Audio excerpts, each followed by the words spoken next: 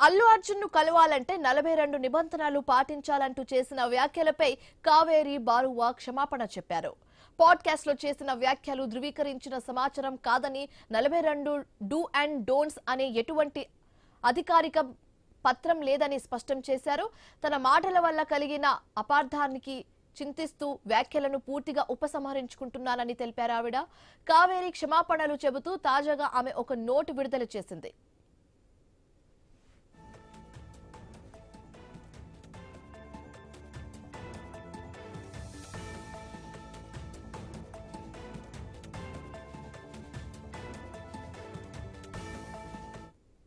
అల్లు అర్జున్ పై చేసిన వ్యాఖ్యలు తన సొంత వాదనగా ఆమె చెప్పింది. 42 నిబంధనలు అనే మాట తన కల్పితమేనంటూ ఆమె పేర్కొంది.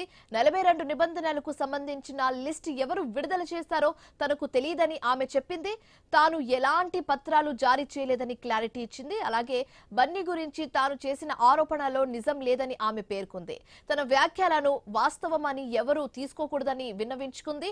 బన్నీ గురించి అలాంటి ప్రకటనలు చేసినందుకు చింతిస్తున్నానని తెలిపింది. ఈ వ్యాఖ్యల వల్ల ఆయన ప్రతిష్టకు భంగం కలిగించినందుకు హృదయపూర్వకంగా క్షమాపణలు కోరుతున్నానని కావేరి తెలిపింది. అలాగే అల్లు అర్జున్ పై ఎంతో గౌరవం ఉందని కూడా చెప్పింది. తాజా క్షమాపణలతో ఈ వివాదానికి తెరపడినట్లుగా సినీ వర్గాలు భావిస్తున్నాయి.